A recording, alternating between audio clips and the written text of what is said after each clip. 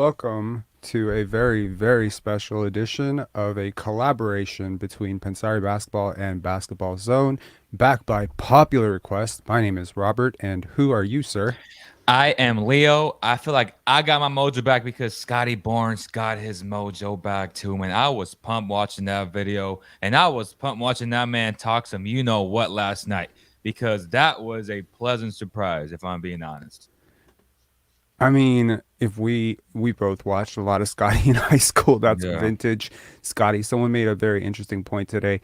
How are you saying vintage Scotty about a guy who's in his second year? Well, right. sir, I mean, some of us started watching this guy a lot earlier, and very excited to have this guy back. Now, fun fact is, I asked the community, the Pensar basketball community, what do you guys want more from us? And they said we want more Leo. And Appreciate that. today, I just got a lot of comments about we want less Scotty. So, what I say is, I give you one, I take one. So one for me, one for you. We're gonna do Okay. a video breakdown. So what are we doing here is we're gonna break down exactly how Scotty Barnes has turned around his season because I got to be honest, for a while there, it wasn't going so great for him. A little disappointing to start, but you never want to peak too early, right? And over the last Hmm. couple of games, it has been insane. Like the last three games, he's averaging 24 points per game. Through January, he's averaging 19 points per game. But we're going to get a little bit deeper than just raw box score. We're going to look at the analytics.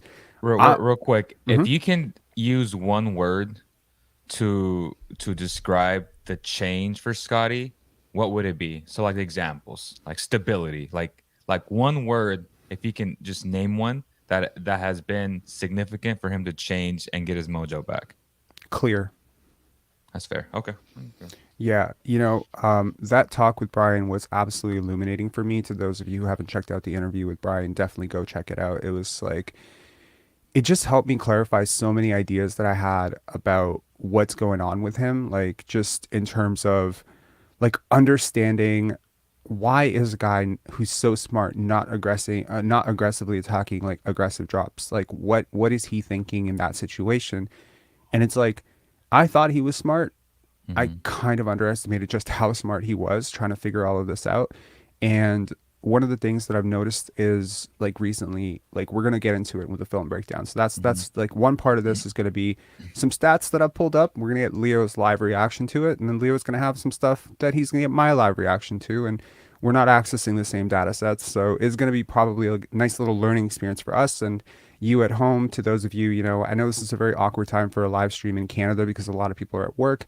So we've only got like 41 people here. Usually, I think we average like, I don't know, like 300 for subs, but hopefully we'll get people into the back end of this stream.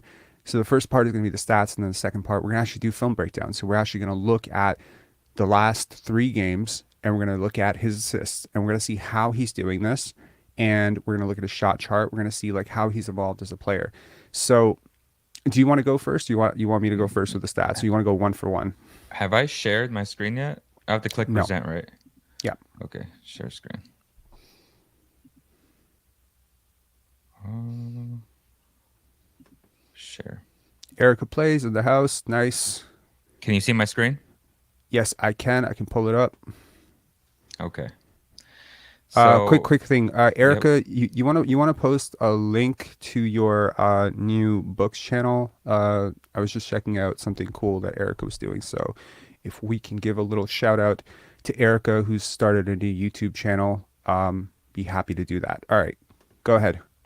So on basketball index, b-ball index, y'all know that we like to access this and show you guys these numbers, these different metrics. To me, they're very meticulous, and it gets into the nitty gritty of a lot of what players do well and what players don't do well.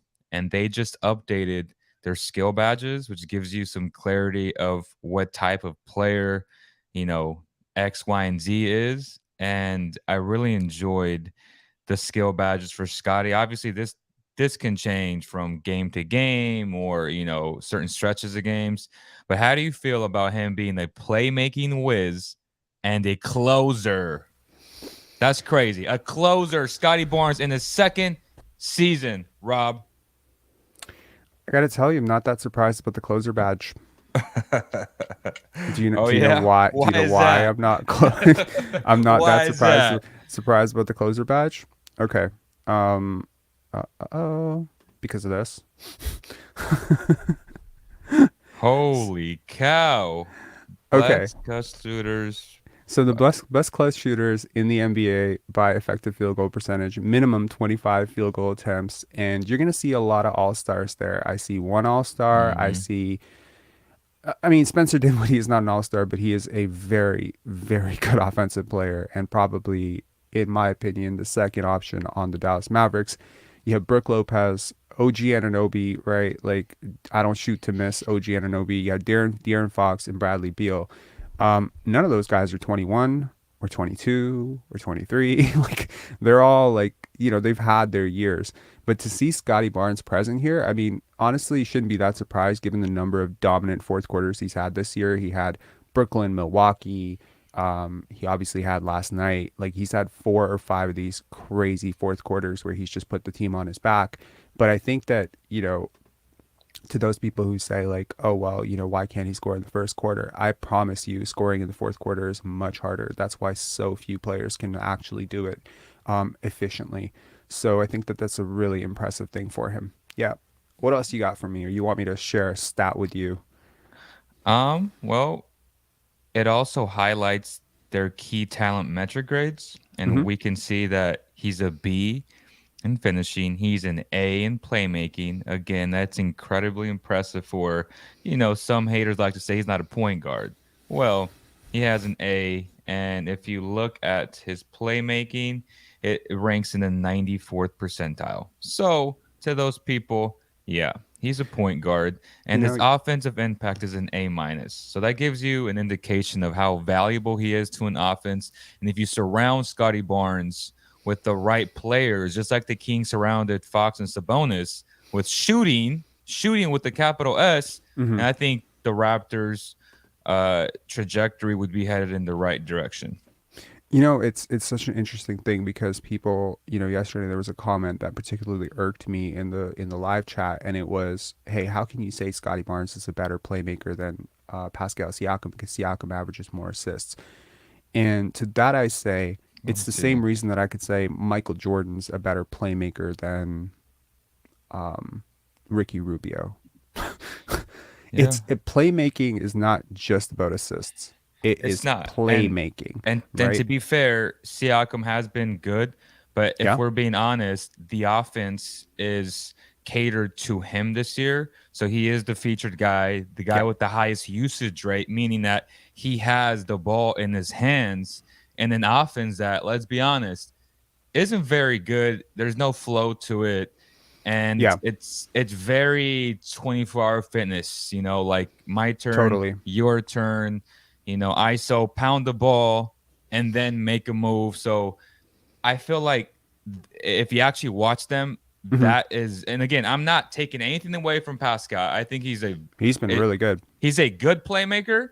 But these analytics are feeding to how much of an opportunity he's had the entire Creation, year. load, volume of attempts, Right. absolutely. Also, like, I mean, we're gonna get into it with the neuroscience episode at some point, but like the expanded brain of someone who's 28 and someone who's 21, you can't really compare it. It's just the compounding effect. All right, I'm just gonna go to my first slide, man. I was just joking before we started that Leo and Yeah. I are basically doing a like a book report, on Scotty Barnes here. Okay, so check out the splits. I mean, this is a game old at this point, but look at the trend line. So there's two things that you need to like really pay attention here. Look at his free throw attempts through January. Now, granted, this is a game old. Now he's bumped all of those averages pretty much up across the board. He's no longer averaging 18 points. It's now 19 points. The free throw attempts, obviously, after last night getting to the line 13 times, it's closer to 8 than 6 right now. So, I mean, like, this is just such a far cry from where he was earlier in the season, where he was a little bit more finessing. October through October, 6 games. I mean, 52% from three, right? But he was getting to the line 2 times, and now he's getting to the line 8 times, and he's shooting like 20% from three. You know what I mean? So like, it's like a completely different player, who's leaning more into those talents that he already has. But I do think that it will be important at some point.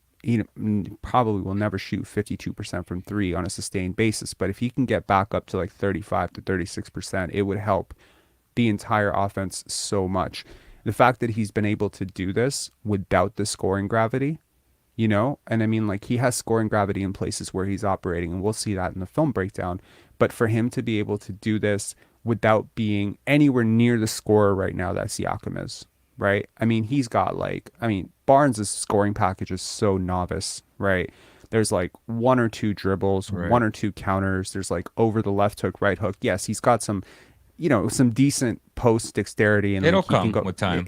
It will come, but it's a lot of that skill development package, right? Hmm. Um, let's see. Let's go to And slide. and I say it'll come because I know that he puts the work in Mm-hmm. into his game to where those things that'll take him to the next level offensively. Mm-hmm. I think his trainer is in the right headspace to help Totally. him elevate his game to those heights. And it takes time. He's in his second year. He's a young kid. As long as he continues to put the work in, he has all the physical attributes to be that guy, to be him. And yeah, I Not like can't Quentin wait. Grimes, eh? Yeah, So yeah. this is Scotty last year to this year. You know, advanced metrics versus per 100 possessions, and I mean, some people go per 75. Honestly, like tomato tomato. Hmm. But really, what we're seeing here is the scoring is pretty much on par with where he was last year. He's getting his shots completely differently in terms of, you know, self-generated versus not self-generated. The box plus minus, you know, has trended somewhere between, you know, 0 and 1.5 pretty much all year. Right now it's at 0.4. I think after last night it's at 0.6. So, value of a replacement again trending back up to where it was last year. But you guys got to understand like where these numbers were at the start of January and where they are right now. It's like literally night and day. If I asked everyone in the comments, guys in the chat,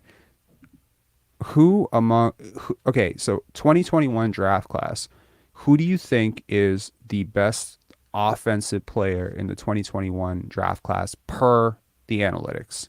Give me an answer. Do you think it's Cade? Do you think it's Jalen Green? You see the big numbers that those guys put up. Do you think it's Franz? Do you think it's Scotty? Do you think it's Evan Mobley? Like, who do you think it is? Do you think it's Şengün? Like, where are we at, That's guys? my guy, by the way, Shangoon. Şengün. Oh my God, he is playing so well. Well, I did a little cross comparison because okay, so um check this out. So this is basically where Evan Mhm. Mobley, Cade Cunningham, and Jalen Green are, Hmm. right? So if people want to just I don't know revisit I'm this gonna say after, this real fast. Jalen is so freaking selfish. I just watched him play twice live mm, with Shangoon and Jalen Green, and yeah, holy cow, there was maybe one time out of 10 times on a slip that he could have, given to Shangoon, and he just looked him off those 9 times. Like yeah, he is. he's doing the exact same thing to Jabari Smith, man. It kind of sucks because I was a big Jabari Smith fan. So if you guys can see, obviously, like for Cade and for Jalen Green, like the defensive impact has not been great. The offensive impact has not been great either. Neither one of them is overly efficient. And for Evan Mobley, really, it's just creation right now. His defense is obviously next level, but creation and responsibility on offense, he hasn't been great. And to those who say, well, it's just because he has low usage, trust me, it's completely possible to be a second or third option and be like extremely good offensively. He just hasn't shot the ball very well. Hmm. Moving on from that, now we have, you know, some other guys, right? And to anyone out there who says, well, you know, Scotty's on the best team or he has the best teammates and that's why, you know, the next slide is going to be in his favor. That's also disagreeable because Franz Wagner is killing it in crafted offensive plus minus. He's just been really good. He's good. Yeah, He's really good. He's taken a massive step this year and he's been really good. Paolo for everything he's done has been incredible for a rookie. And honestly, if I he love was me a some rookie Paulo. last year, probably Scottie Barnes doesn't win rookie of the year because his numbers Probably. are just dominant. But the defense, you know, for Paolo, I think, you know, is a bit of a downer for me. Now, where's Scottie Barnes, right? So here are the three 21-year olds. Like these three and Franz for me are the best 21-year olds in the world right now. And obviously with Anthony Edwards and LaMelo Ball, they have the extra, they have the extra 2 years now. No, 1 year. They have the extra year of experience on I Scottie. I told you Lamelo better than Tyrese. He's not. Um, Anyways, not even close. You don't even want me to look at Tyrese. How Tyrese is older, but like I'm saying it's because he's 21. So like Lamelo doesn't play a lick of defense, dude. Like look at the defensive plus minus there. Yeah, he's Tyrese is awful. not great, but Anthony Edwards, honestly, probably the best of this bunch in my opinion, just in terms Yeah. of like where he is offensively and defensively, the balance. But Scottie's not far behind, and honestly, you can say I prefer the offensive package and impact of LaMelo Ball, but I will tell you that among all these players that we just showed you, I guarantee you Scottie is the furthest from developed offensively. He and Evan Mobley have like the greatest room to grow in terms of their package. Like when you look at Franz Wagner play, he doesn't strike you as like a 21-year-old. He strikes you as like a vet. His game is very advanced. Cade, very advanced. I think Cade was probably further at 18 than Scottie is today in terms of like total skills package, dribble package, all that stuff. So the fact that he's managed to be like a 75th percentile offensive player, Right. not among his peers, not for his age group, not among young players, because there he would probably be closer to 98th or 99th percentile. That's among rotation players in the league. Now, here's another staggering one.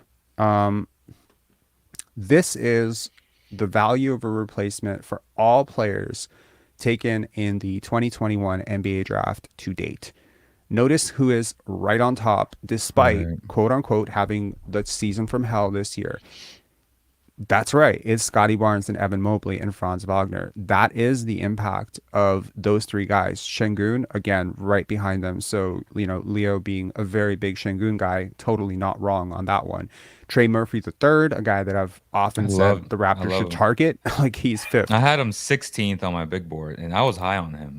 Like Trey, like not many people had Trey that high, but No, absolutely. Like I had him somewhere around like 18 to 20. So like I was totally wrong. But yeah, like Herb Jones, Bones Highland, right? So Bones is that high? yeah, he's great, man. So again, relative to draft pick, relative to position, Scottie is first despite being picked fourth. Cade is 16th despite being picked first, right? And Jalen Green, where is Jalen Green? Do we even see Jalen Green on this Quentin list? Grimes, Scotty's son is ninth. That's pretty impressive still for being the Yeah, Nick, 25th pick. Nick, Knicks fans are really high on him for a really good reason.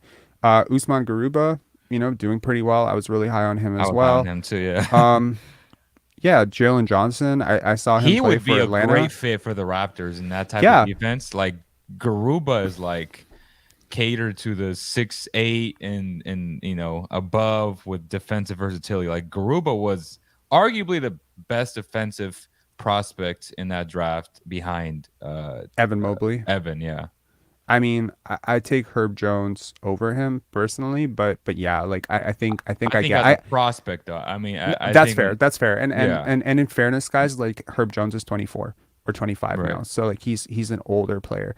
Um for people who think the Raptors don't draft well, Delano Banton is 23rd on this list, That's pretty good right? for being 46. That's half. Exactly. And ironically, despite very, very, very few minutes, David Johnson is 26th. And Wow. kudos and shout outs to David Johnson in his like what 5 minutes of NBA play for hitting that like clutch three for the Raptors 905 the other day. Loved watching that. So Okay that's then. kind of where we're at with the stats. And honestly, to anyone, who's sort of like, have the Raptors management kind of lost their touch? No, no, they haven't really actually. Can you explain what that means? Summer's asking, what does replacement value mean, Rob? Okay, so I'm gonna pull up an explanation of it right here, and we'll dig into it. Hold on. So it's not an overly complicated formula, but here. So value replacement is the term being thrown out of the MVP discussion. So typically, it is the greatest digger for like MVP odds. So it's you multiply the league average runs per. Hold on here. Just pull out the actual Definition. formula. No, the definition is clear, but the formula I want to figure out like exactly how the formula is. Where are we? Okay. Um so value replacement converts the box plus minus rate into an estimate of each player's overall contribution to the team measured versus the theoretical replacement player would provide, where the replacement player is defined as a player on a minimum salary or a normal member of the team's rotation. So to calculate the warp, the formula is simply box plus minus 2 times percentage of minutes played times games played divided by 82 yields the number of points the player is producing over a replacement player per 100 team possessions over an entire season. So it is cumulative, unlike Mm, box plus minus, where you could play like 30 games and it just takes the average. So like box plus minus is pretty freaking simple to figure out. You just look at the plus minus every single game and then you average it out. right. So box plus minus can be extremely misleading because you might have a player with like a run, with the starters, maybe like say for instance Mm, for Raptor fans out there, Malachi Flynn comes in with the other four starters and they go on a 10-0 run. He doesn't play for the rest of the game. He's plus 10 for the 100%. rest of the game, right? And if he does that 4 or 5 times, then he doesn't play for the rest of the season. Like he could end the season on like +6 box plus minus. There is a qualifier in terms of, and box plus minus is of course an offensive. They split it offense defense, but value of replacement is cumulative. And what I mean by that is when you see the value of a replacement there, it is actually scaled up to the number of games that someone has played. So obviously That playing more matters. games is going to increase your value of a replacement because health, what is that old saying? The best ability is availability. Yep. You have to consider that health, regardless of how many times Scotty has come up gimpy. The fact that he's played through that, like that should not count against him necessarily, right? Like it's the same thing as like turnovers. Like you see, the whole point of analytics is to wait out the biases, right? So for instance, like you take something like this slide that I was showing, right? To go through it, right? So you're going to have true shooting percentage, right? And maybe for like a high level role player who's like a fourth or fifth option, their true shooting percentage is going to be higher because defenses don't hone in on them as much, right? But then their creation and load is going to be lower, right? So it balances itself out, right? So shot quality, which is a measure of, the theoretical shot diet relative to your shot diet. Like how well do you map out? Like, do you take a ton of like mid-range shots? Are you taking like or open corner threes, etc.? So shot quality is going to be related to a true shooting percentage. So these things are supposed to wait out, and that's how you come up with, in the end, you come up with something concrete. Like it's because too often in the past we had like very rudimentary measures like PER, Hollinger's PER, and you would have like a rim running big like uh, Andre Drummond, right? Yeah. And that guy would like lead the league in PER or something like Yep. crazy like that. And it was just it would overinflate the value of a rebound without any sort of context over the role the player is playing, how many rebounds were available. It's like blocks per game, right? I vastly prefer block percentage. So you take a guy like Jaren Jackson Jr., right? Maybe his blocks per game aren't as like crazy as maybe some guys in the year past, right? But that's because of minutes, right? But you look at his block percentage, like 11, I think he's north of 11% on block percentage, right? That's crazy. That's crazy. That's absolutely My insane. Like number two guy on my draft board. Just saying, Jaren Jackson. there you go. Like he's incredible. Like he's He he's one of the, is. he's one of the best big man defenders in NBA history this And it's year. funny because when young big men come into the league, like Hmm. he would foul like effing crazy his first 2 years. I don't know if you remember that, but that's because big men, especially young kids, he was the youngest in the draft, I think, at 18 coming in, and he would foul a ton. But on the tape, like if you watched him at Michigan State, you saw all of the qualities, all of the versatility, and that's why I had him number. I was like, he is to me the clear best big man in this class. Behind obviously number one and number two behind Luca, but Jaren Jackson is now living up to that hype, and he had a lot of injuries his first 3 years. He would foul like crazy, but you always saw that upside. And now I'm happy that even with block percentages, that it's showing up how impactful he was when he played. So kudos to this guy who has just put the work in. Yeah, no, I agree. Um, okay, so let's look at the shot chart. Is there a way to make to get it? So that okay, so I flashed his shot Mm. chart yesterday, but what we're gonna do here is we actually make it interactive. So now we can actually hover over the Oh various yeah, parts that's exactly, cool. right? So we can actually see. So I've often talked about a corner where Scotty is really good from and a corner where Scotty is really bad from, and how. Fifty So to explain percent. anyone how this shot chart really works, it's basically the larger the blot, the more the volume, right? So you can see from there. Can you see this? It's 50%. Yeah. Okay. Yeah. So go to the next one right next to it there. Go down a little bit. Yeah. Next one is inside, which is not what we want him to take shots, right? Mm-hmm. If you go to the other corner, is his bad corner, Yeah. which he's at 16%. And he's yeah, Um, exactly. And he's 4 of 24. 24, and So over like here he's 7 to 14. Okay. exactly. So we need to flip that for him, right? And it's just so Hmm. often, unfortunately, and defenses know this, right? This is all in the scouting report. Scottie Barnes, good from one corner, not good from the other corner. They're going to react differently. So what we've noticed over the last few games with Scottie is that we have seen him increasingly putting himself in positions to score. Like the three he hit yesterday, which corner do you think it was from? Yeah. It was from the good corner, Yeah. because he was 46% before last night. Right. So He now was he's he was six 50. for 13, and now he's yeah, exactly. Okay. So he's actually better just in general on this side.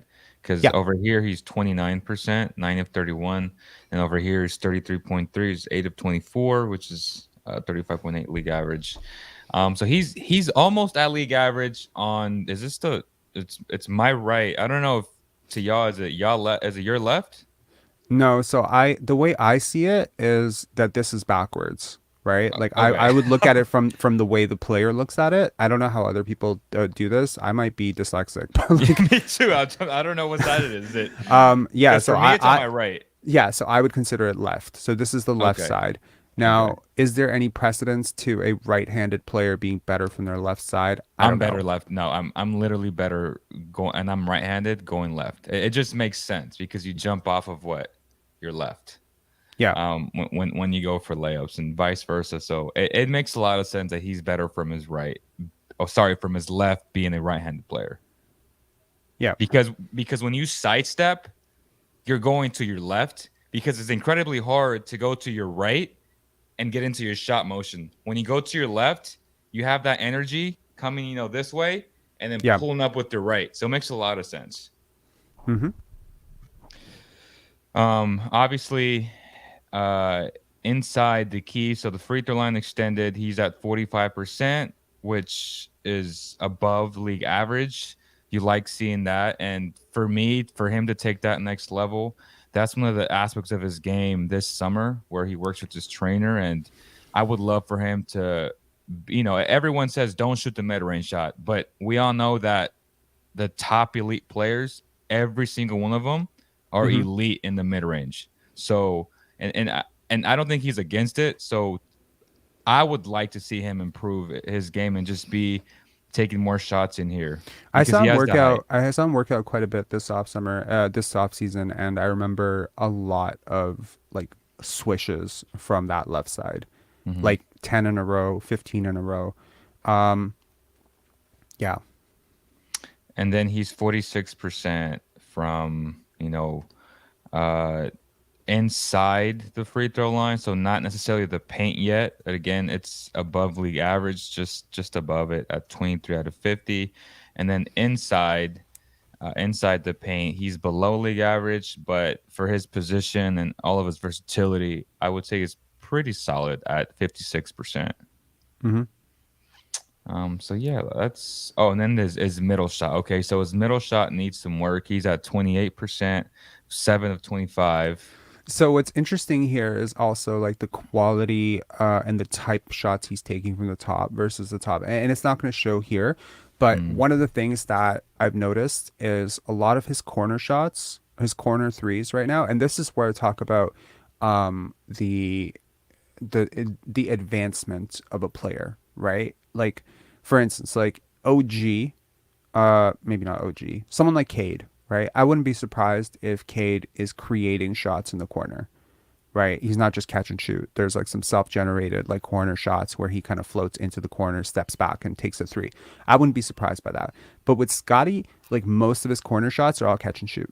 Mm-hmm. But a lot of the like top of the key places, they're not catch and shoot. They're self-generated, late in the clock. He's playing with the ball a little bit, little step back, little hezzy. And to be completely honest, those are the shots he's really struggling with. But the catch and shoot stuff has been solid for him. Like there, I believe even in his like at his absolute peak, I think the catch and shoot stuff was at 52 to 53%. It went down to about 45, 42%. Like we're talking consistently well above league average. So too, if you're a fan of the Raptors and you're like, Rob, Mm-hmm. why were you losing your shit with the media when they were saying like he hasn't worked on his game? It's like, bro, like you understand the work that it takes to go from a 26% catch and shoot shooter to like 42%. It's freaking like it takes 2 a days for an entire summer. It takes insane commitment to change your shot form. And I think like eventually it's gonna show. But I think his shot quality, like the quality of threes he gets, is probably like the worst on the Raptors. Like he takes them out of rhythm sometimes. He doesn't quite know his spots yet. And that's where you say like Brian's right. His game's just not mature because when you're a mature player, you know your spots. When you're figuring out how to shoot threes pretty much for the first time in your career at a half decent like volume, you don't know your spots. You're basically like going by like, okay, what did I work on this off season? Right. That's how I got to tuck the elbow. You're thinking too much. It's not normal yet. So the neural Mm-hmm. pathways between that shot and the release and all of this, all of the mechanisms that need like all of this time to form in your brain, they're not cemented or rigid yet. So now it's just like trying to like remember, wait, what did my trainer say? Like how am I supposed to adjust this shot? And then when you miss a couple, then it starts to mess with your head a little bit. So um Yes, yeah. MSJ said brought up a great point. For sure, a right-handed player is better from the left side of the court. Mid-range jump shots likely the most glaring, giving footwork and not pulling the ball across the body 100%. So again, when you're right-handed, sidestep into your right, you have to actually have really good footwork. And Scotty's not there. He's conscious of that. So is his trainer. So those are things that they're going to work on in the next 3 to 5 years. Like that's part of his maturation as a player. Yeah, but I like the fact like even if I'm not like a huge fan of some of the threes that he's taken this year, I like the fact that he's willing to try them. Just like there's some Yeah. transition passes that he'll make, like those football touchdown passes that go through or don't go through. And it's like you're happy that he's trying these things because they have to become a part of his game at some point and he has to fail at them at some point. It may not always look pretty. Sometimes it results in a 4 or 5 turnover game, or maybe it results in a game where he goes 0 for 4. But what I don't necessarily like is like if he lives in a box, right? Like if he just lives in the box where he just says, okay, I'm only gonna take corner catch and shoot threes. It's like no, man. Like let it fly a couple times. Know your strengths and weaknesses. So like late in the game, we've seen Scotty now 2 games, where he's at a clutch three after not pretty much hitting a three the entire game up to that Right. point in a month where he's shooting 18 to 20% from three, but still having the ability to hit the clutch three. Well, why? Because the clutch three was from the freaking corner that he knows he can hit those shots from, but he needs to be able to hit shots from more than just one corner. Otherwise, he's going to become Bruce Bowen, and you don't want that, right? Right. And he needs to have the green light from his coaching staff to always shoot those shots. Like you got a young fella, you gotta keep shooting the ball. You are the future, you are the present. That's the mindset and direction that they should, be voicing to him all the time. In my Absolutely. opinion. No, no, absolutely. Do we want to get to the film breakdown? Yeah, let's do it. Let's do it. All right. So here we're gonna take a look at the Charlotte Hornets game, assist only, and then let me. Sorry, can you see it now? Yeah. Okay, I'm like, it's cool. It gives me the opportunity to share tabs now. Okay, so is it big enough or I No, we can't need to get a tell? little bit bigger. Okay, let's see.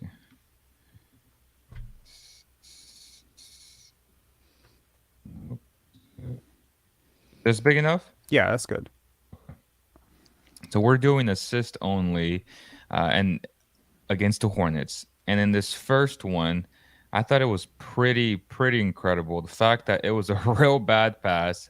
I can stop it in frame here. He almost didn't catch the ball, but he has really good hands, and he actually salvaged the pass. And in this moment right here, let me see. He's looking at Gary Trent. He knows the pass is there for him, but he also understands that a higher percentage shot literally is a floater layup. Mm-hmm. And he knows all this. So for him to really diagnose it, process it this fast while trying to control the basketball I agree. is just incredible. So great stuff there by Scottie Barnes. On the second one here, let me see. In the second one here, we see a nice little roll and then kick. So to your point, I think we were having this discussion um, off air, but his ability to again, even though guys know that he's not quote unquote a great shooter, he still Mm-hmm. puts so much pressure on defenses by driving slash attacking and just kicking. Like this is an intuition how you process the game a lot like a Sabonis does for the Kings, like Joker does, like bigger type players, even Ben Simmons. We all know that these guys aren't great shooters, but they understand that the intuition and the instincts of a player is to always overhelp and collapse. And he understands that. So when that happens, game's over for the defense because he is a willing passer. He wants to pass. Like that's what he wants to do. So great stuff there to hit Siakam for the shot. And over here we see Jacob Paramus says, "Whoa, mm, didn't realize how tough these passes are watching it live." Absolutely, man. Like some of the stuff that Jokic does, like Jokic is one of my favorite players, and oh I my think I've been god, on yeah. record like about 100 times saying that Arvydas Sabonis is my all-time favorite player. Yeah, you You got have. to understand the value of height, width, and passing. When you combine those three, you Hmm. create an offensive force like that's basically a superhero in terms of Yeah. basketball, right? Because so someone like I'm gonna show these guys a picture and like like Leo, you can sort of react to this too Okay. because I mean it's from last night's game and it sort of shows when I say that like you can't really stop what this guy's doing. This is exactly what I mean. So take a look at this Let picture me here. see. Put it up on the screen. Right, that's the one I was. Yep. Like that's just crazy. You have five New York defenders collapsing on Scotty there, right? And he sees everything. He can so the dexterity of like being able to throw it left, throw it right, throw it accurately, and combined with the width, the strength to be able to fight off like a scrambling defense, like who's trying to like scratch him, like get in his way.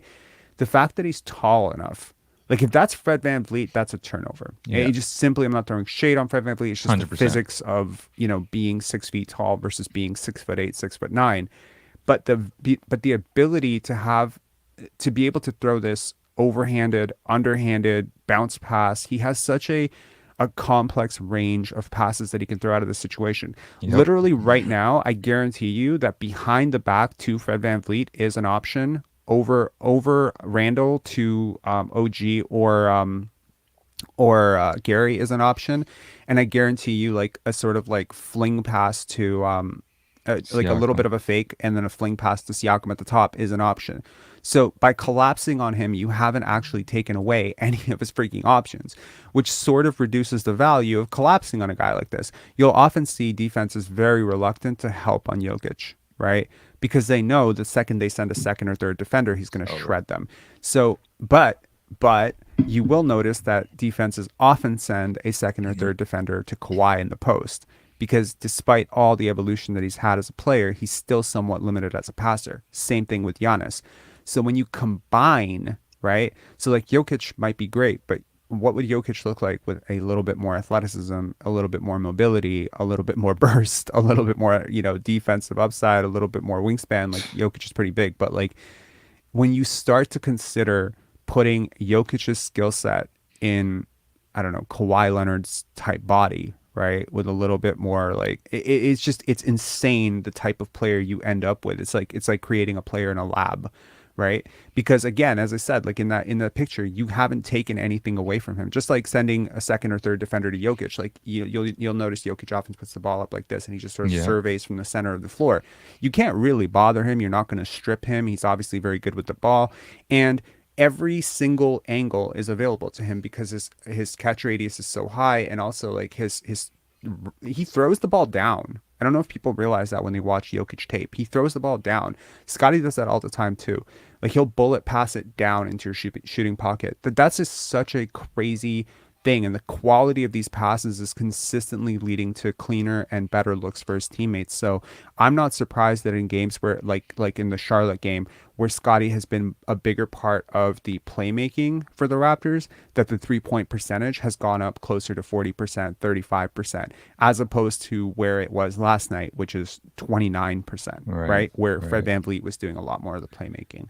MSJ makes a good point. If Jokic was athletic, he would never have learned how to play as he does. 100%. I actually agree with that. I Pe- disagree. I, But I yeah, don't because I've seen people like, oh, what if Isaiah Thomas wasn't 5'11" and he was 6'6"? He'd be one of the greatest scorers ever. And I'm like, no, he's that good because he plays with the chip on his shoulder because he yeah. was always short. So say he was 6'4", 6'5", maybe he doesn't play as hard. Maybe he doesn't, you know what I mean? Like, I think it's easy to say it in like Mm. retrospect. Oh, if this guy was 6'6", like, but he's not. And the reason why he's good is because he is the way he is, and he had to learn how to, you know, just learn how to play differently to avoid some of the weaknesses that he does have athletically. So I mean, I get that's it. my take. I get it. Like for sure, I get it. But like, okay, so I don't know if I've ever shared this. My sister knows Nikola Jokic like pretty well. Okay. Knew him like in Serbia, knew him as a kid. She's a lot older than him, but like, Yeah. and it's crazy what that pudgy little guy became. Um, it's so insane, but he was wild. Like he's so abstract as a human being. He's so offbeat. Like he's not a conformist in any way. His coaches didn't know what to do with him. He would always throw these like wild ass passes, even when he Yeah. was much younger, right? Like he was 15, 16 years old, and he was trying things when he was 14, 15 years old that no one had really even thought to even attempt. And he was making a ton of mistakes, and it didn't always look pretty. And so when you look at the numbers, it didn't look great. And this actually, Nikola Jokic is one of the biggest reasons where I cement the idea that high turnovers in young players is actually a very good sign, depending on the type of turnovers. If they're Right. experimental turnovers, passing turnovers, I really like that. You know, if they're like dribbling the ball off your foot type of turnovers, maybe I It's don't like different. that so much.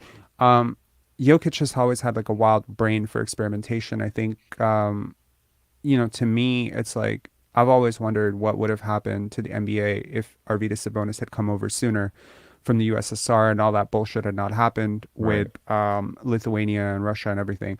And to be honest, like Arvydas Sabonis was way, way, way, way, way, way, way more athletic, like way more athletic than Nikola Jokic, right? I think the difference here in how Jokic is able to combat the lack of quote unquote traditional normative athleticism is coordination. His foot hand coordination, his hand eye coordination is next level. The other thing that one of his early coaches had said was that his fingers, like the ability, the connection between his brain and his fingers, not specifically his hands, but his fingers, because when you're throwing a pass, you know this because you play, your fingers are the last decision makers on your shots and your passes. And so Hmm. to have the ability to manipulate your fingers in such a way that you can actually spin the ball in a particular way. Some of the passes that Nikola Jokic throws, like thinking basketball has been sort of like harping on this. His fifth most impressive pass every single game is basically everyone else's best pass of their career.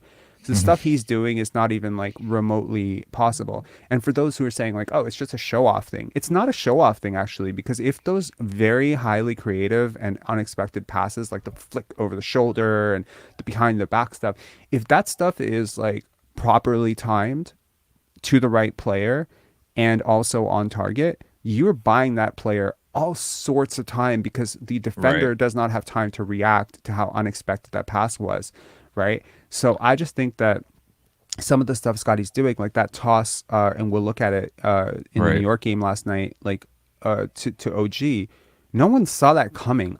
I'm watching the game. I didn't see that. I didn't think he had an angle for it, but he found the angle for it. And by the time the defense reacts, it's just way too late, right? So, anyways, let's just get on Let's with keep this. going. Yeah. Yes, basketball is literally a split-second game. Like the way you process it is just incredible. So here we see the it was Gary Trent giving Scotty an entry behind the 3-point line. That was a split cut action here with Van Vliet and Gary Trent Jr. And he finds him. Like that is part of the split cut action that the Kings are very good at. It's read and react. Hmm. So just let me go back. So as you guys can see, his first option was here. He didn't like it, and obviously he knows that LaMelo had his head turned. He already sees that, and just on the dime, perfect back cut too by Gary Trent. So give him credit there as well. Agreed. Achua, let me see here. Achua, oh, good defense there, Scotty. And at this point, Scotty already knows where everybody's at. He knows there's a guy behind him. He knows there's two guys in front of him and a guy to the side of him. So he's going to manipulate the defense here. And this is great because he already gave it up.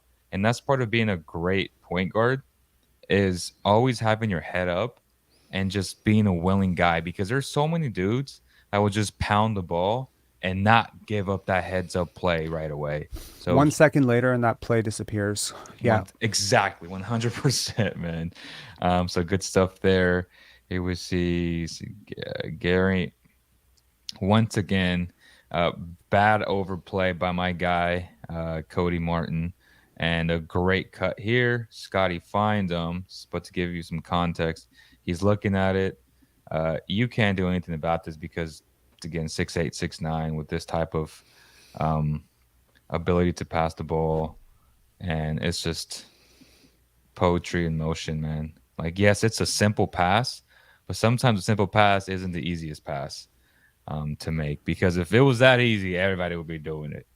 I mean, Um, but when you see Gary Trent catch that pass, there's mhm, no extra motion required. It's right. literally right in stride, placed right exactly where he needs it. He doesn't need to reach. He doesn't need to gather. He doesn't need to like Yep. regain balance. Because when you're in motion, catching passes in motion, even for guys who have really good hands, if you throw it just off target, you cut their motion. So now they have to regather themselves. And by the Right. time, like everything in the NBA is literally being timed out to quarter seconds, Hmm. fractions of a second. Fraction of a second too late, you miss it. Fraction of a second too late, he blocks it. So Yep. these fractions of a second and these guys who see things like one or two plays ahead and are able to just adjust, it's literally like 1-2%, guys. Everything is like 1-2%. Every missed shot is 1-2% off, unless it's like all those bricks like we saw last night. Right. Unfortunately, there are some air balls. Raptor fans have gotten quite used to like 6 or 7 air balls every single game, but yeah. Okay, so here we see Fred Van Vliet attack the paint, which is what Raptor fans want this guy to do. Hmm. Uh, Passes it to Scotty. Scotty right away. He knows the defense is in scramble mode. Again, everybody doesn't make the obvious. This is obvious to us on the outside looking in because we're watching the game from an aerial view. But a lot of guys would have just shot this ball. But this guy understands that if you just boom boom right away, then it's a quality shot to a better shooter. So heads up play. How long between when Fred got it to him and when he got it to Gary? Can we just look at the shot clock there? So from the catch, let's see. It's at 15. It was like almost It's at 14. Yeah. it was It's basically half a like, second. can we just play that out in real time? Not the whole thing. Obviously, we don't Yeah. get a copyright, but like just from the catch to the pass. Yeah. One misses. It's I'm at one miss. Like Yeah. it's less than half a second that it took for him to process where that next pass is going to be. Now, touch passes are not like okay, whatever, but like Yeah. I think that was really impressive. This is That's impressive. crazy. That is crazy because so he knows that if he passes it right here, it's a deflection, right? Or a steal. But because he waited that extra like and then he just let it go, Uh, that is just again the way you can process the game, the way he manipulated with his eyes and with his motion in midair. Again, jump passes are not suggested, or you don't like to teach that. But when you're able to manipulate a defense and know what you want to do, so if you use it to, I guess if you use it and you're under control, it's okay. And some guys aren't. Most guys aren't. But Scottie Barnes knew what he wanted to do, and that was one of his options to do a jump pass. Kind of stop in midair and then throw the pass. Like that was really I impressive, dream man. of a day where that leads Sports Center highlights. Okay, moving on. Achua. Let me see. Here we see they give the ball. Okay. Give the ball to Scotty. Free throw line extended. Here we go. Okay. Nice give and go. Okay, so it's just a. I don't think these should count as assists, and that's just a whole NBA thing, right? But it does, and we'll give him credit there. And then the last one. Let me see. The last one is to give it to Scotty in the entry. Nice pick here by Gary. A great, great entry pass to his opposite hand. Again, in motion. You don't have to regather. It allows him to just go straight up with the basketball. And Like that's a also good understanding pass. like where's the 7 footer right now. Right. Like understanding all of these sort of things, like who does he have sealed, what's the advantage for the offense, who do I need to get it out to, because yeah, like I mean very easily he could take the shot, he could pass it back out to Gary, Mm-hmm. Mm-hmm. right? But evaluating all of those options, it's like, does Gary have the easier shot here or does OG have the easier shot here? And it's very clear that it's OG, right? OG in the Precious. post, Precious. sorry, Precious. Precious in the post. Yes. Like Precious in the post is like, he's a good player down low. He's got a huge size advantage there. Yeah. And the pass was far enough to where the defender couldn't get to it. So, and now at this point, it's barbecue chicken for Precious because he's such a freak athletically. Yeah. So yeah, so that was the assists. Now we get to watch Raptors Hawks. Let me share this tab instead. Is this big enough for you guys? Yeah. Okay. This is a Barnes cutting dunk. Okay, so just a a huge defensive breakdown here by John Collins, Hold on. right? Let me try to adjust the screen so that we are not in the way of it. Let me see. Also, is it possible to make it a little bit bigger? Let me see. Uh, Oh, great. no. You can't see us anymore, but Wait, great. wait, wait, wait, wait. Awesome. Does this work? I mean, that's probably going to be best for everybody else. Yeah, sure. Okay. Just make sure not to let it play like too long. Yeah. Yeah. Okay, so I I made a mistake. So the breakdown here, as I always talk about, is guards don't communicate, but that's really specific, especially when it comes to a guy like Trey Young. Hmm. We see a great back pick here by Gary Trent Jr. Uh, Obviously, Trey's supposed to switch here. He doesn't, and he acts like, "Oh my God, great pass!" And then John Collins is giving him crap for it, like, "Bro, what did you do?" Um, Hot take. Trey Young's about to get traded. oof. Moving on. Moving on. Let me see. Okay, so on the second one, we see uh, we should probably see what they are because I don't want to get copyrighted. Let me see. The second one's a made shot as well. It's a running layup. Let's see.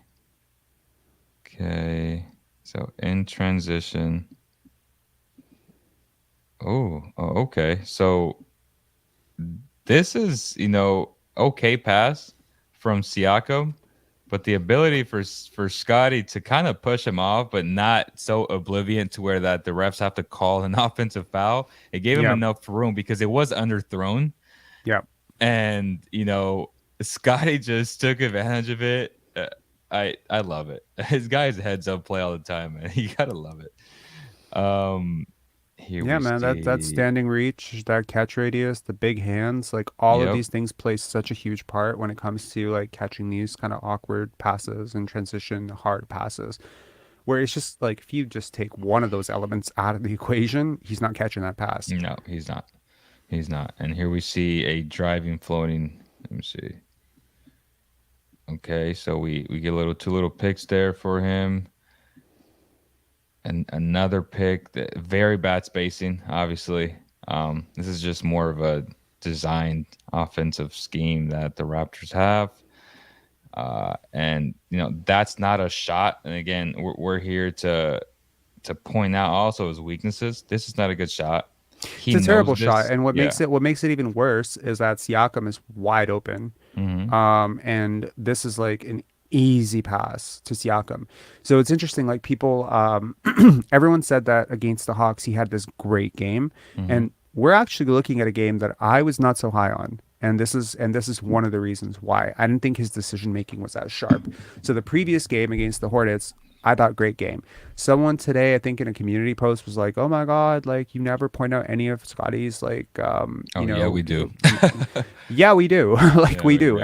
And this game, like where everyone was looking at the raw box score and being like, "Oh my God, he's the only player who showed up." I'm like, he actually had kind of a so-so game. This shot is one of the things. Like I'm not used to watching Scottie Barnes miss a wide open shooter like this, and Pascal Siakam's good enough from the corner that this is an Yes, obvious pass. very, very much. Again, very fair. Here you go, guys. We're talking bad about Scotty, guys. It's not just all kumbaya. But yes, he did miss him there. Here we again an entry into the high post. So here we see four out, right? One, two, three, four. A lot better spacing. Hmm. Um, and it gives Scotty an opportunity to get into his one-on-one package, which again, so part of that footwork that we're It's just talking bad about, shot selections. yeah, that this is bad. But it wouldn't be bad if he had a mature game, a mature one-on-one game, which we can all agree that it's not there yet. Okay, so this is stuff that Siakam does a lot. So you know, he's trying to get You know what Siakam would do here? his Siakam would go middle, then he would yeah, twirl to like he would spin and then to fall his outside backwards. hand, and then he would scream and he would get to the foul line, and that's good for Siakam, right? Yeah. But what like let's just watch what Barnes does here again. So like, Okay. I mean, I mean, AJ Griffin is a competent defender, but like right here. Yes. Like So the right here, spacing is so bad here. Look at Boucher and Precious. Like, yes. what are you guys doing? Like, one of you needs to be outside so that he has an angle also. Like, so this is like sort of a bad offense Yes. complicated by bad spacing, right? So the idea here was for Precious to run to the corner and then for Boucher to come into this slot so that Scotty can find him. But Scotty, what happened was it's a bad shot, but he also saw that both of his guys were in the same area, so it didn't give him anything to pass to. So at this point, he's actually looking at them like right here, like, oh man, they're in the same spot. So he was Yeah. forced to take the shot. You know what? Um, Sorry for coughing, guys. There's a couple of times where I've seen this happen with Scotty, where he gets confused between two options. I saw mhm. him once where he pretty much passed to the air and then ended up guarding the pass until it fell out of bounds. Like he was like, should I pass? Should I score? And he just basically threw it up into the air. He's done that a couple of times this year, and I've noticed it. And it's like, it's good that he sees all this stuff, but it's like his brain is still scrambling to be like, which one of those things should I do? Should I pass? Should I shoot? And then he kind of does a pass to the rim. That's Mhm. basically what this is, right? This is not a shot that has a chance in hell of going in. It's just terrible offense, but it's again, it's compounded. And to those people who say, "Well, look at Scotty's metrics with Fred on the court. How could you possibly want Fred traded? Like he's so much better with him on the court." I agree. Of course, he's better with him on the court. Fred's a very smart player. Fred is a spacer, and defenses actually respect him enough that he provides a ton of spacing. So if you put Scotty and Fred in two-man action, right? you're always going to have a defender who's going to have to react to Fred moving out to the 3 point line. It's always going to give Scottie either an outlet to, get out of like a tight situation, or for an assist to Fred, assist to somebody else, or it's going to give him like one on one. And it's like sometimes it's also good to put them in 2 man action, because then, you get a switch and then Scottie can bully ball Fred's man, right? It's Right. just they're ironically they're such a good pairing. In theory, they're such a good pairing, right? Right. It's just unfortunate that all the other stuff doesn't work for them, like in terms of how they want to play, how they see themselves, et cetera, et cetera. But if they could buy in, like they're probably like, They're a yeah, good match. they're a really good match. Yeah. Um, I felt like Precious could have ran a little bit harder, and obviously his hands up saying throw it up here, but also right here, if he was running just a little bit harder, Scotty would have just found him in stride for a easy bounce pass for a guy like Scotty. It's not an easy bounce pass for everybody else. So that option wasn't I there made anymore. one pass like that in high school, and I was literally Yeah. talking about it for like a year. Okay, so yeah, I was like, Yeah. bam, dart. Um, It's so really hard to do that, and to pass in motion. It's very right. different to pass from a stationary position, but Yep. to pass when you are in motion, Right here. plus when the other player is in motion, Hmm. especially when you're sprinting, dude, this is not for everybody. There's like one out of every like 100 Right. players who can make that play in the NBA, not college. Like there's So like one this player in college basketball right now who can make that play. so this split second is gone. Okay, so they proceed. They proceed by continuing to play. At this point, Precious is raising his hand like, okay, throw it up. Hmm. Um, and for me, he missed him again. One of the rare occurrences from Scottie Barnes, because 9 out of 10 times he's This is going an to alley oop. hit you in stride. Yeah, 100%. He missed him. I don't know what he saw, Mm, but he continued to go with it and he missed it. And this is something that he's gonna go back and be like, damn, I missed yep. it. So learning experiences. Man, Learning so like if you guys experiences. go back to the post game of the Atlanta Hawks, now you have a clear idea of why I said Scotty did not have a great game. Hmm.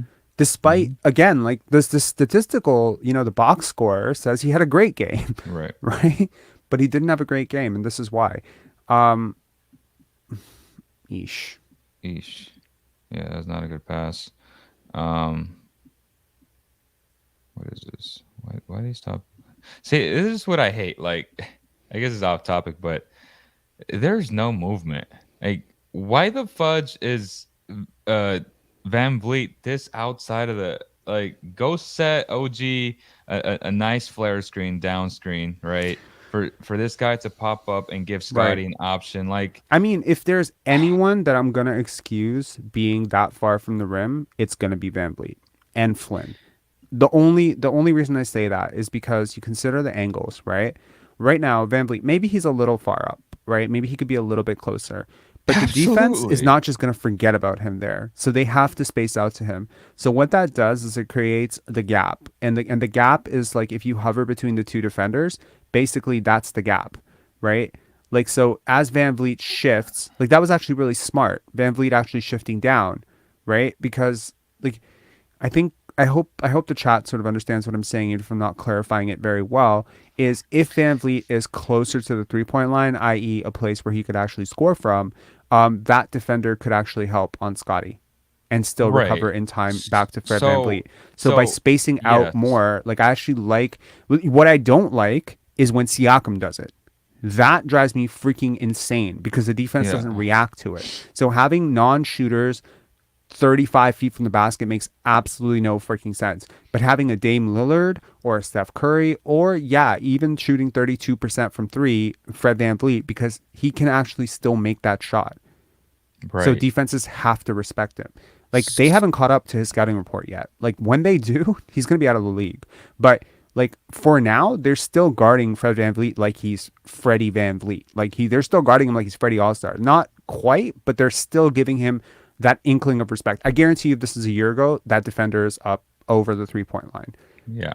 So to your point, the reason why uh Fred Van Vliet was this far out it was an isolation play call Hmm. for Scotty to attack, but my gripe isn't uh, against this particular play. It's just against the whole offense. Like again, I would have preferred for this guy to set a screen for him and there be a second pass, which Scotty would have hit OG on the flare screen up here if Van Vliet sets the screen on here. But they know what they're gonna do at this point, right? Like it's so obvious. The scanner report is this. Like they know Scotty's going 1-on-1. So when we talk about shot quality, Yeah.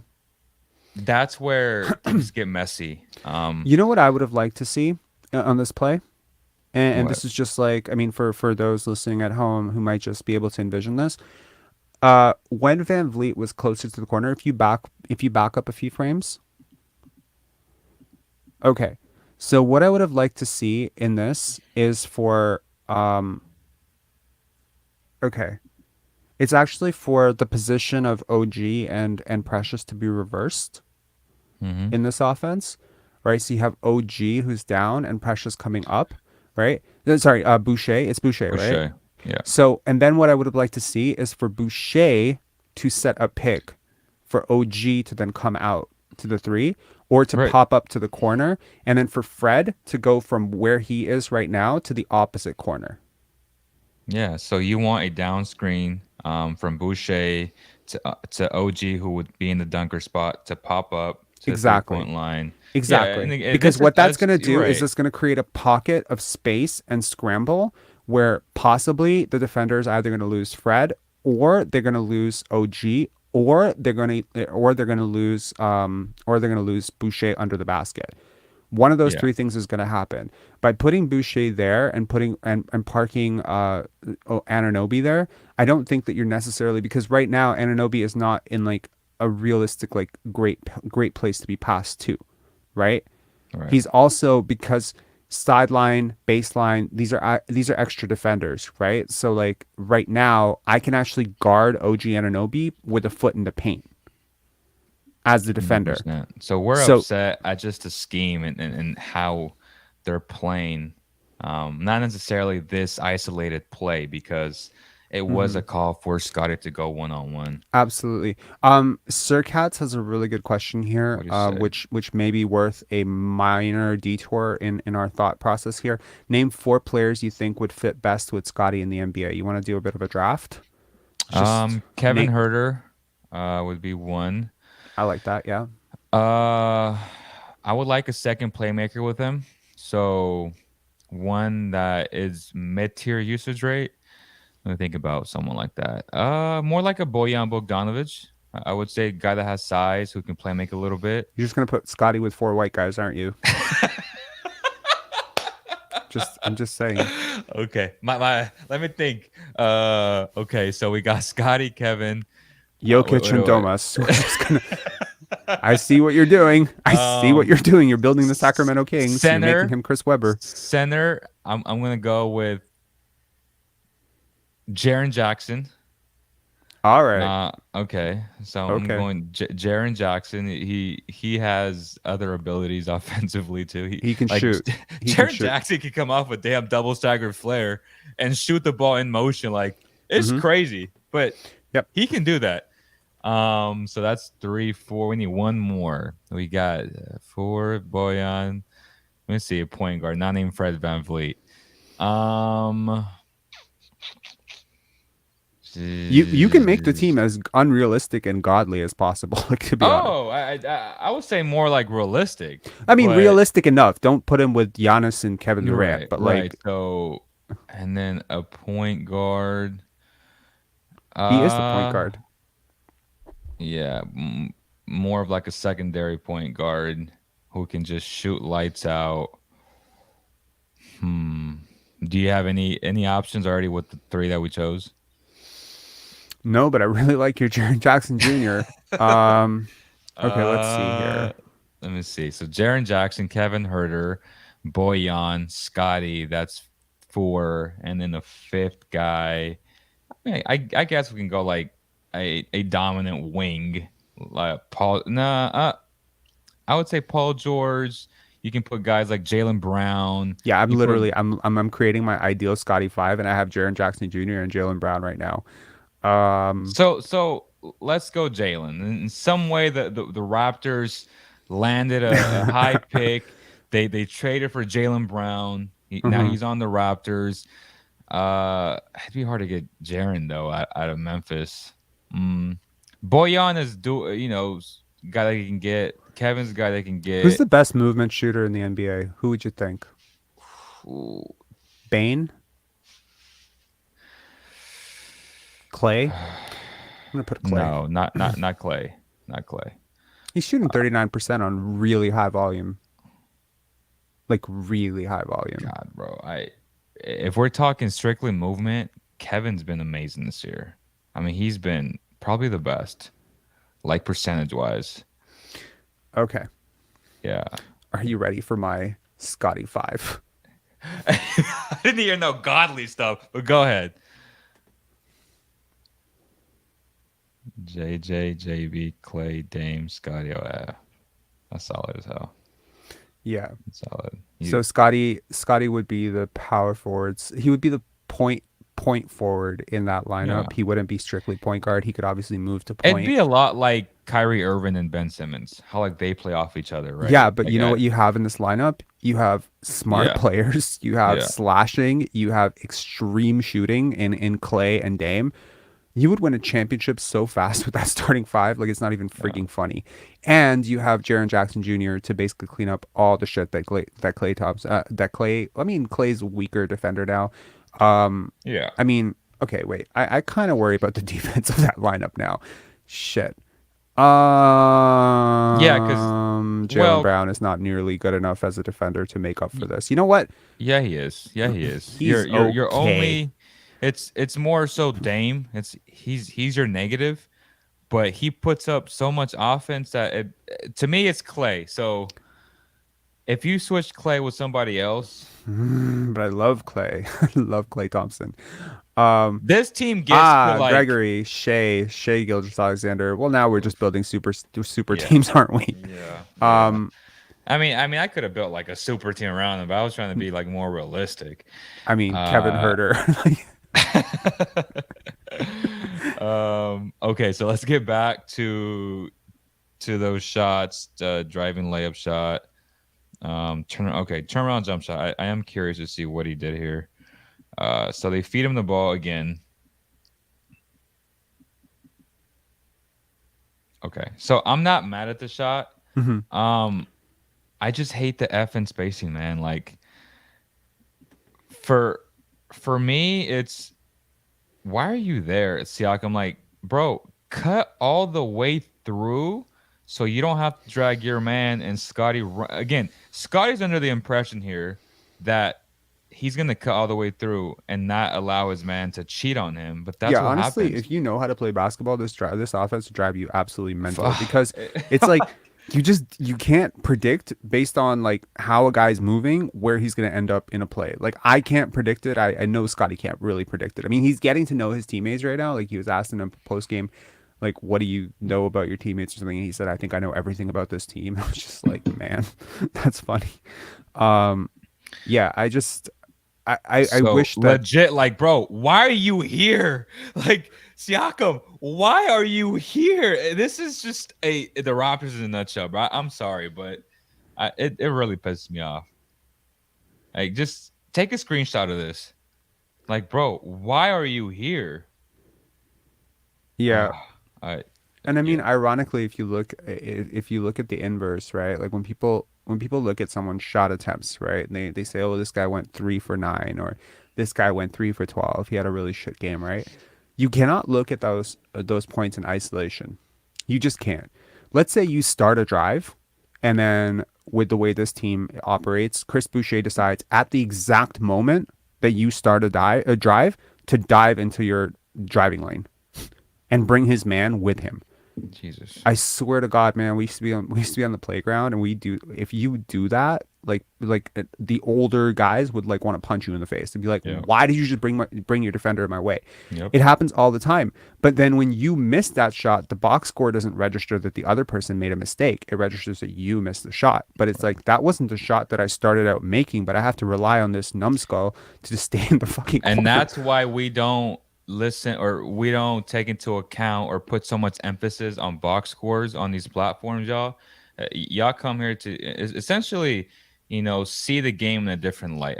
I think that's both of our goals, right? To like really Yeah, educate people absolutely. on shining some light on, hey, box score depictions aren't everything. Like just because you Absolutely. scored 30 points doesn't actually make you that good. You know Look what I at mean? how many Like, points Scottie scored in this game. I don't think either one of us would say that he had a good game. So it's like yeah. exactly the point, right? But it's like for most people, when they say this guy went 10 for 23, it's like how much was he helped and how much was he hurt by his teammates? How much was it strength of opposition? That also matters, right? I mean, if you score 10 for 23 and you're a primary creator and you drew double teams all night, right? And Context and your matters. primary matchup was the other team's best perimeter defender, well then I have a lot of respect for you for shooting 10 for 23, Yeah. right? That's very different if your shots were in rhythm, if your shots were, not early in the clock. Like I think MSJ, thank you so much, man. I really really appreciate it, man. Thank you. Thank you, MJ. So like so I look at something like that and I'm like, okay, like this to me is context. Similarly, like if you put up that exact performance and you were like guarded by the weakest defender, you Yep. took all of your shots off balance, you disrupted rhythm, you didn't help your teammates score, like now I don't really have a great deal of admiration for the game you played, and I don't care if you shot 10 for 14, right? So it's very difficult to look at a box score. I think again, like I'm going to harp on it, player props, betting, fantasy sports. This stuff is what is creating a lot of the delusion around basketball because Mhm. this is the only thing you watch for. You're gonna be like, oh, this guy's Right. great. This guy's great because he gets me 2 steals every night. And it's like, bro, Gary Trent Jr. is the worst defender on the Raptors starting five Mhm. by freaking far. Don't even debate me on it. Like I will.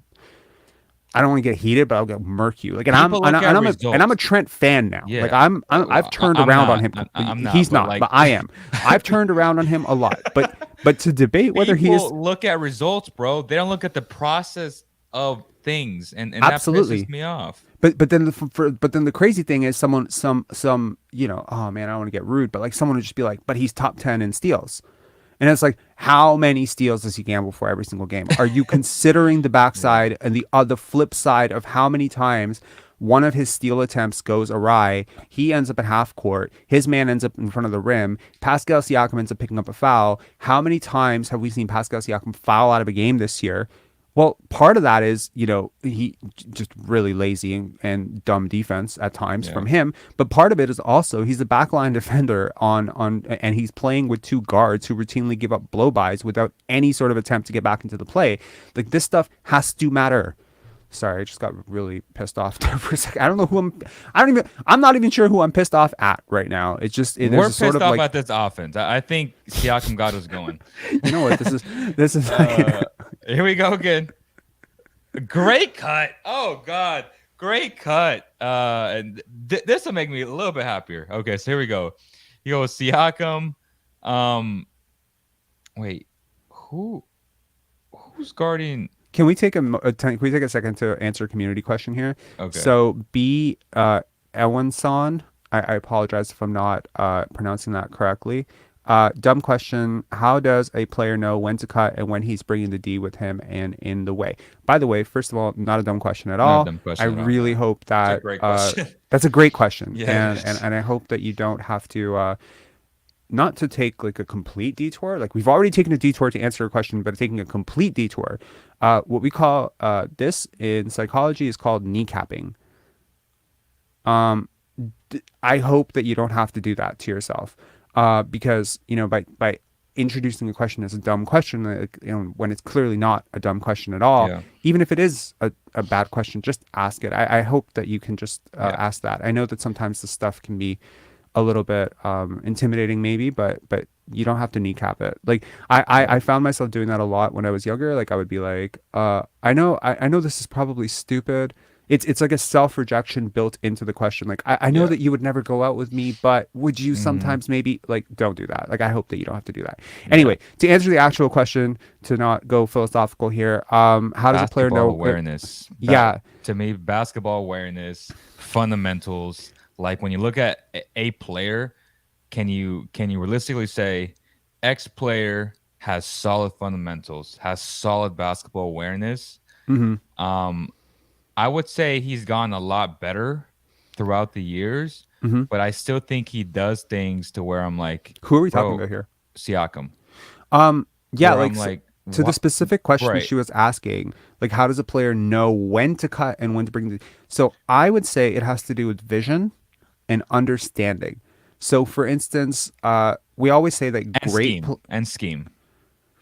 And scheme because sometimes the scheme makes you go a certain direction. Okay, so we're gonna start here and you're gonna set the screen and set and end here. I feel like there's no direction right now. And I'm being maybe I'm talking too much shit about Nick, but I feel like there is no direction overall with this offensive scheme right now. Like it's really bad. it's had its moments, like it's had good moments and bad moments over the last Of 4 games. course. But I will say to this, forward vision in basketball is really Yeah. important to understand. Like for instance, Kyle Lowry, Scottie Pippen are two players that often were great anticipators on defense. You would often see Kyle draw a charge, and because he was smaller, right, he would sometimes manage to get in the way of a defender before the defender even saw him. He would sneak behind an offensive player, and when the offensive player would get out of the way, because they would do that, he would be right there and he would draw a charge.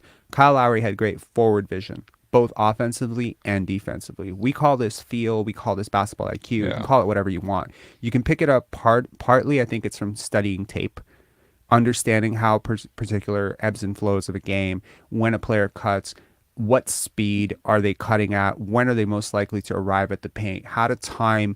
I think Leo and I, when we talked last, we were talking about how Siakam was rushing a lot, right? Like he would rush his offense. He would rush, like a pick would come up, he would go too soon. That I think it comes down to feel, rhythm, understanding tape and stuff. You can build up a little bit of it by studying tape and understanding your teammates, but also part of it is just, I hate to say, intuitive. Like you do have to understand. So diving to the basket to crash for the offensive glass, knowing where your defender is, making the calculation of how quickly you're going to make that cut. Are Right. you going to stop for a second? Are you going to give the defender a pause for a second? Are you going to give them a gentle excuse me nudge to them? You'll see so many times it's got to be under the basket, and he'll actually set an additional pick for the guy driving from the opposite side just to give his teammate an advantage. That's understanding. But he doesn't set it too soon. He sets it at the last second. So because he knows that that defender is going to have to clear him out of the way in 1 second, and by the time that 1 second has expired, Precious Achua is already at the rim.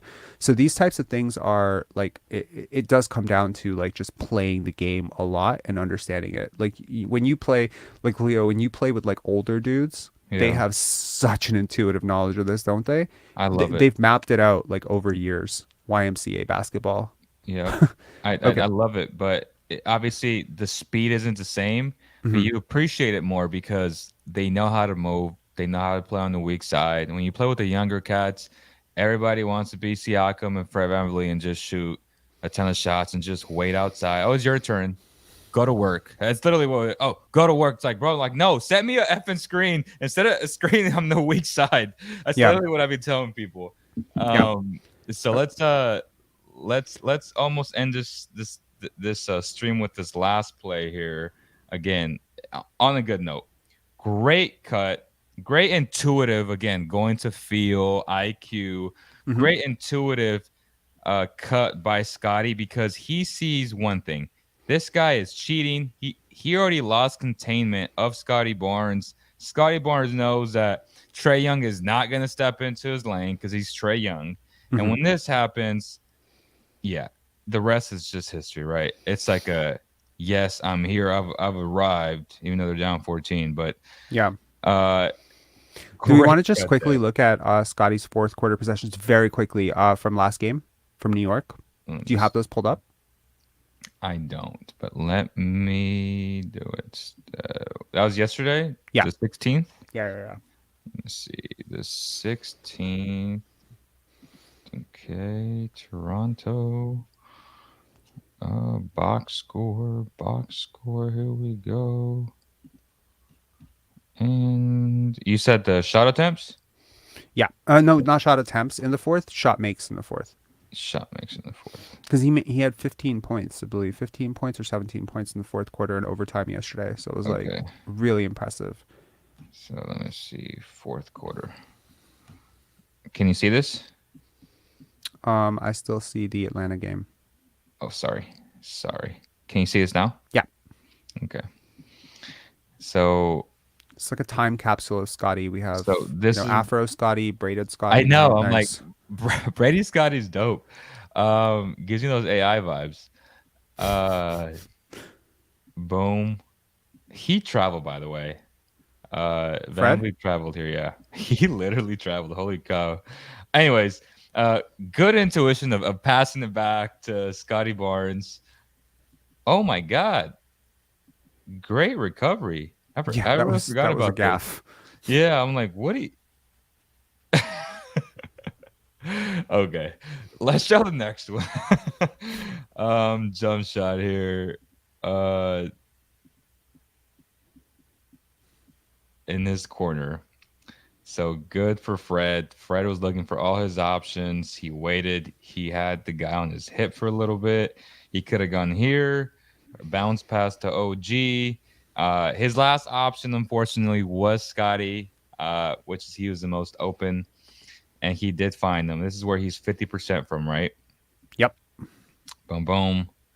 Again, it does come down to your teammates looking for you and for your teammates creating for you. So if they can do that more for Scotty, he is going to shoot a higher percentage just by Yeah. default. Just to show everybody again, maybe people who missed it earlier, this is Scotty's shot chart. As you can see in that corner, in that Yeah.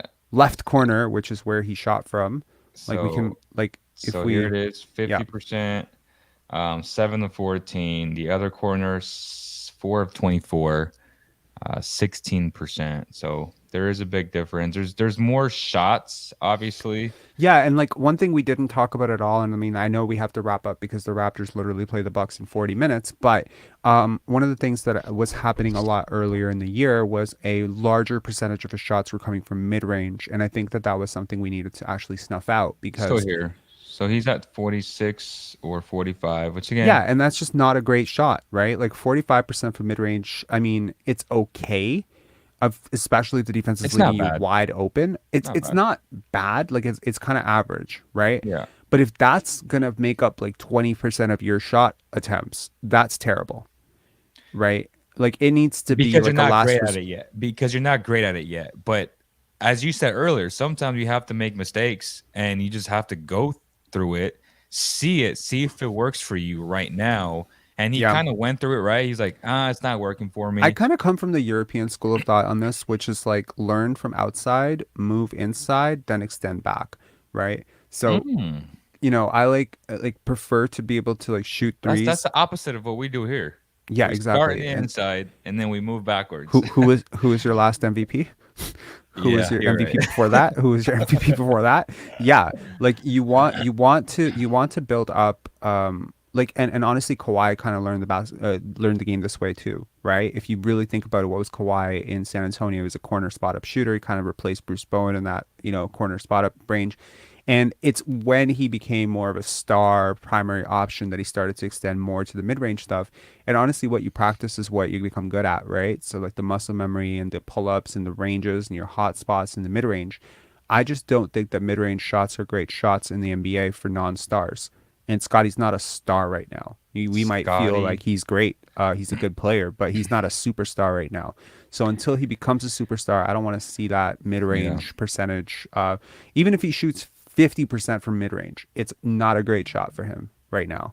It has to be within the context. It has to be like, oh, shot clock's expiring. There's nothing else for him because I would rather he pass that out to a three-point shooter who shoots 32%, 33% from three than, take that shot because Yes. 33% from three and 50% from mid-range are the same. So Scotty Mahomes Mm-hmm. is posting up, and he throws that out to OG, who continues to attack. And this is just a great physical, as I like to say, we start from the inside in America. Great stuff here by Scottie Barnes. Goes into the body of Julius Randle, and he gets the end. One, he is talking, he's yapping, and you gotta love the energy because he's going like this, like, hey man, I'm him. I'm him. So yes. And the last one was his dunk shot. So good spacing here for the most part, right? This is a 5 out. Scottie's about to go to work. This guy is cheating because he knows that Precious is an okay shooter. And from the corner, he's much better than anywhere else in the court. But he attacks it. He attacks it. He pushes back out. And look at what Scottie did to his defender there. That is the sort of underrated part. Yeah. He basically cleared his defender out of the way so that Precious would have a clear lane. Just yeah, like everyone just can you expand the screen a little bit more? Yeah. This would be like a terrible time to get a copyright strike. Yeah. Yeah. So after he makes the pass, this is the secret value of Scottie, which you don't really have another teammate who does this for their teammates. Look at how he clears this man out. He sealed him right here. Yeah, look at him. Next play. Oh, oh, oh, oh. Look at that. He basically bulldozed the guy out of the way. And I mean, that's not going to be an offensive foul because he's not doing anything illegal with his hands. And he's just moving. Like you can't impede a guy's movement on the court. If anything, like that's a foul on the other guy. I think that's RJ on him. No, this is Mitchell. Oh no. On Scottie. Yeah, yes, on Scottie. That's RJ, he's right? actually holding him. Yeah. Yeah, he's holding him back. Like, I mean, that's a freaking foul. But Scottie still has the presence of mind to move him out of the way because if Scottie just jumps out of this play, like let's say he doesn't slowly sort of back RJ out, but let's say he just dives out to the 3-point line or something. Now he's kind of screwing Precious Achiuwa over because now Precious Achiuwa has a second defender. Yep. Right. And great defense by Mitchell and great awareness. To recap this, he sealed him. He got position just in case for this. So heads up play by Scottie Barnes here.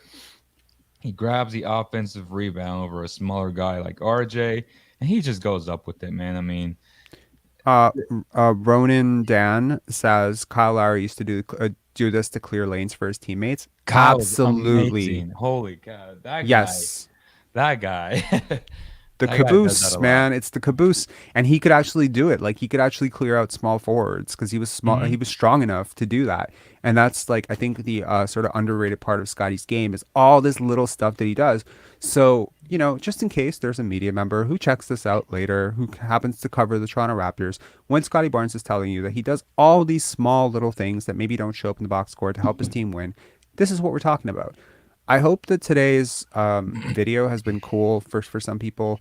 We'll see you, like I'll see you at least after the game for the post game live. But I want to thank Leo for coming on and doing this. This video is also available on Basketball Zone. Hold on, let me just remove this. Any final takeaways? Any sort of final wrap up thoughts there? For Scottie Barnes to take the next level, I think you asked me that, right? To kind of and the show, elite players are elite in the mid-range. And I know right now it's too soon, but when you look across the board around the NBA spectrum, every elite offensive player has the mid-range shot, even though it's contrary to the analytics saying you got to take threes, corner threes, etc. That's fine. But the KDs of the world, like those type of guys, I think Scottie can become that later in his career. That's going to have to happen for him to become in whatever percentile he is now, offensively, into like, I think you said 88th percentile. Like if he ever wants to get to and reach these heights, that shot, he has to work on it. I mean, if I pull up Jokic, if I look up Jokic's numbers right now, he's probably like a 99th percentile or 100th percentile offensive player. And so Joker is literally the best mid-range. Again, to my point, Joker is the best mid-range shooter, high volume too, in the NBA. Is he better than Durant? It's not Chris Paul. It's not Kevin Durant. It's Nikola Jokic, which is a testament to his greatness. It's a testament to how much he continues to improve in every aspect of his game every single season. Nikola Jokic, man, leads the NBA in mid range. It's fascinating to me. I do want to say, like, to the point of mid range. Yesterday, I talked about zone defenses and how the high post is like the zone breaker, right? Like putting a guy in the high post, kind of like what you guys do with Domas or what Denver does with Jokic. Tall playmakers in the high post. Even a Kevin Durant, who's a more Yep. than competent passer, a Luka Yep. Doncic, right? Guys like this can absolutely shred defenses from the middle because I think a lot of teams are playing sort of a hybrid zone man defense, and you can just sort of pick them apart, right? Because from the middle of the floor, you're in all the advantageous places. You can go left, you can go right. There's nothing around you. You have to collapse. And I think to the point of like Scotty thriving in the high post, low post area, yeah, a mid range turnaround would make him absolutely lethal. I do think, however, that for the team to do well around him, especially when he's not the primary playmaker, because with the ball always has gravity. What I'm curious about is how he can provide gravity for his teammates without the ball. So he's found ways to do that recently by cutting, by getting into the dunker spot, by setting picks. These are all gravitational, advantages for his team. But what I would like to see is for him to be able to, step out to 25 feet and bring a defender with him as he's cutting. What I would like to see is more of him as a pick and roll ball handler.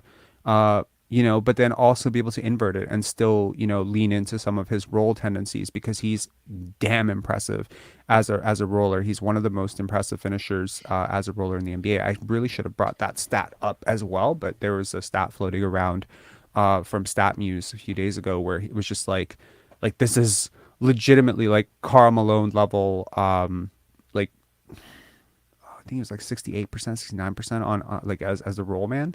Impressive. So, yeah, I think like for him to take the next step. Now, the final point is, I was listening to a Thinking Basketball podcast about, it was talking about Jokic a lot, and they were talking about one-dimensional scorers and sort of the soft tissue stuff, like all the little stuff that playmakers do for their team. And they were talking about Michael Jordan as commonly misunderstood as just a scorer, but actually he was just a great playmaker, Yep. right? Out of the high post, out of like the three-point line, off the drives. Like he was just so good at this stuff. And because he didn't really average assists like Magic, and because his scoring outputs were so impressive. And what it got me thinking was there are a lot of guys like this in NBA history that were so underrated as playmakers because they scored so much and we didn't talk about their playmaking. Guys like Jordan were impressive playmakers. Tracy McGrady, really impressive playmaker. Love T Kobe Mac. Bryant, more than competent playmaker. So I think that when I asked Brian the question, and one of the most like I've thought about that conversation 100 times since I've had it, obviously, because it was such an honor to do it and so cool to pick his brain about what he sees in Scotty's game. And one of the things that I got, like, as I review it back, I'm like, man, that really surprised me was when I said, well, how do you take a player who's pass first and can you turn them into a predator wing?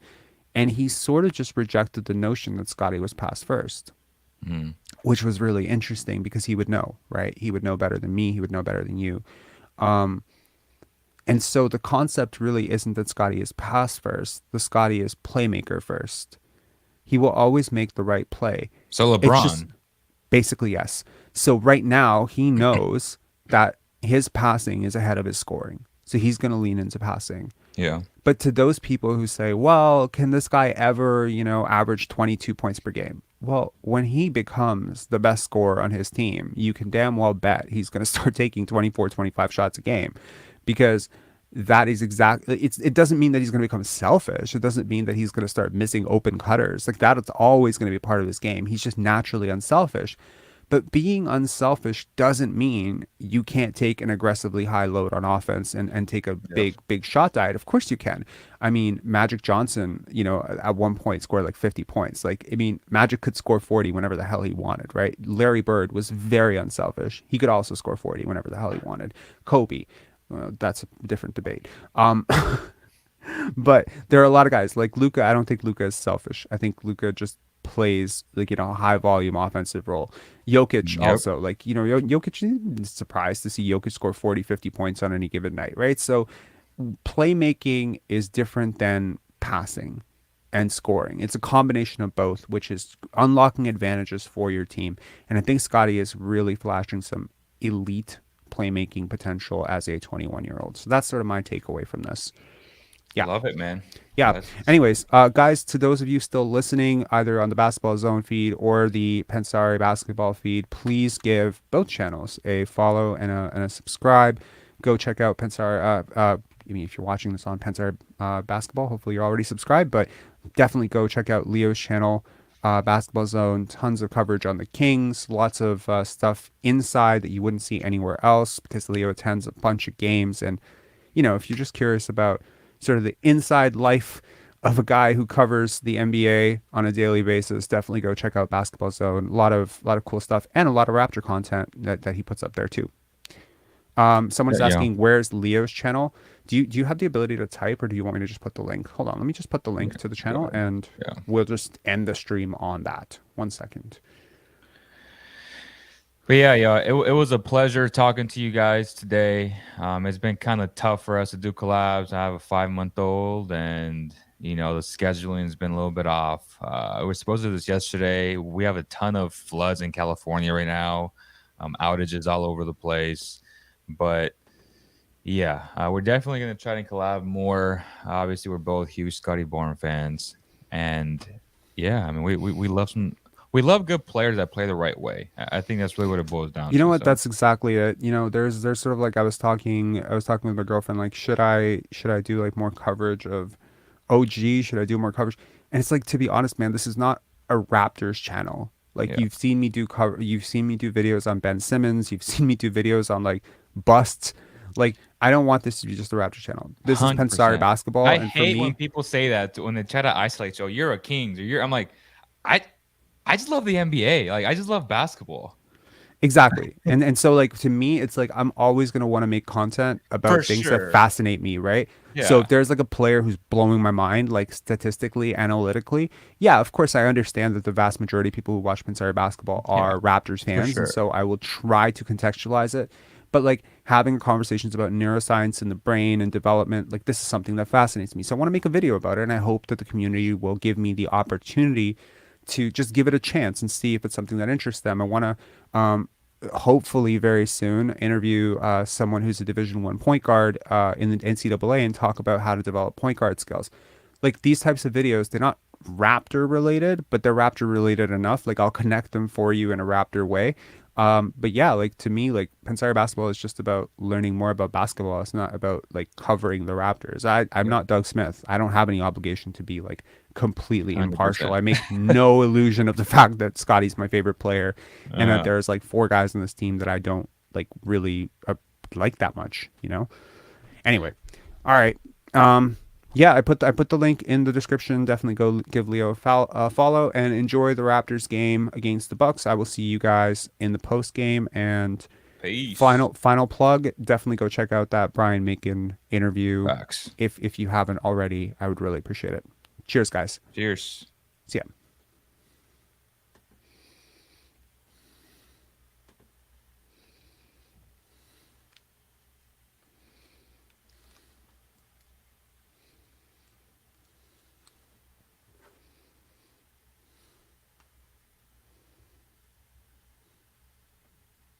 Hmm? Hmm? Hmm?